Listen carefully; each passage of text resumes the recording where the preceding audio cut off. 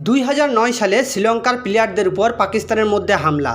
আমি আশা করি যে এই ঘটনাটা আপনাদের সবার মনে আছে। হ্যাঁ, প্লেয়ারদের উপর যদি গুলি চালানো হয় তাহলে আপনি কিভাবে পাকিস্তানকে বিশ্বাস করবেন? বলুন, কিভাবে আপনি পাকিস্তানের উপর ভরসা রাখবেন? এটা অনেক বড় একটা কোশ্চেন যে দেশের পাস্ট রেকর্ড এত খতরনাক, এত ভয়ঙ্কর, সেই দেশে কি আইসিসির এত বড় একটা টুর্নামেন্ট দেওয়াটা ঠিক? হ্যাঁ, আর এই সময় আইসিসির 167 করোড় লস। আপনাকে বলি তো, ওই পাকিস্তানে শেষবারের মতো 1996 সালে ওয়ার্ল্ড কাপ হয়েছিল, যেখানে লাহোরের মধ্যে শ্রীলঙ্কা জিতেছিল। আর আজ পাকিস্তান প্রায় 28 বছর পর একটা আইসিসি টুর্নামেন্ট হোস্ট করার কথা ভাবছে। আপনার কি মনে হয়, পাকিস্তানের হাত থেকে কি এই সুযোগটা বেরিয়ে যাবে? আপনাকে বলি তো, বেরিয়ে যাওয়ার চান্স কিন্তু 80%। হ্যাঁ, এই ক্যান্সেল হওয়াটা এটা কিন্তু প্রথমবারের মতো না।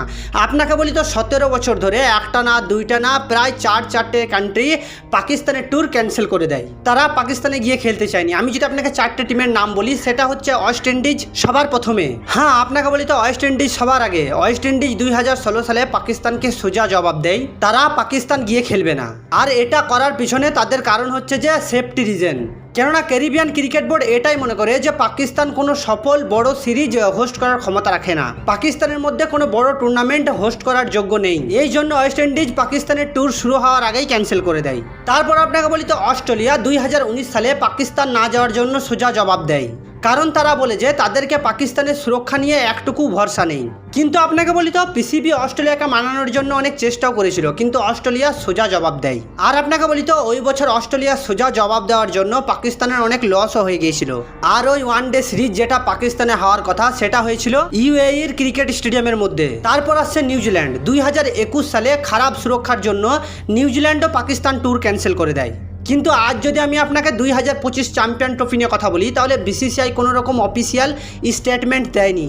আমি জানি আপনারা অনেক কিছু শুনে থাকবেন, যেমন ভারত যাবে না, ভারত যাবে, এই সব কিছু আপনারা শুনে থাকবেন, কিন্তু বিসিসিআই কোনো রকম ফাইনাল ডিসিশন দেয়নি। আমি যদি আপনাকে আমার নলেজ থেকে বলি, তাহলে এই বিষয়টা এই টপিকটা এতটাও সোজা না। হ্যাঁ, এই টপিকটা এতটাও সোজা না যেই টপিকটা নিয়ে আমরা বাচ্চার মতো কথাবার্তা বলছি। কেননা আপনার কি মনে হয় এটা খুব ইজি যে ইন্ডিয়া পাকিস্তান চলে যাবে ক্রিকেট খেলতে? আর আপনার কি মনে হয় এটা খুব ইজি যে ভারত পাকিস্তান যাবে না ক্রিকেট খেলতে? কেননা আপনাকে বলি তো, 2024 টি20 ওয়ার্ল্ড কাপের পর এই বিষয়টা নিয়ে এতটাই ভিড় হয়েছে যে এই বিষয়টার উপর সিদ্ধান্ত দেওয়া এতটাও ইজি নয় যতটা আমরা ভাবছি। কেননা আপনাকে বলি তো, ভারত পাকিস্তান গিয়েছিল শেষবারের মতো 2008 সালে এশিয়া কাপ খেলতে, আর পাকিস্তান লাস্ট ভারতের সাথে সিরিজ খেলার জন্য এসেছিল 2012 সালে। কিন্তু আমি যদি আপনাকে আমার সাইকোলজি থেকে বলি, ক্রিকেট তো ক্রিকেটই। হ্যাঁ, ক্রিকেট সব দেশের সাথে কন্ট্যাক্ট রাখা উচিত, কিন্তু মেন রিজন হচ্ছে পাকিস্তানের মধ্যে কোনো রকম সেফটি নেই।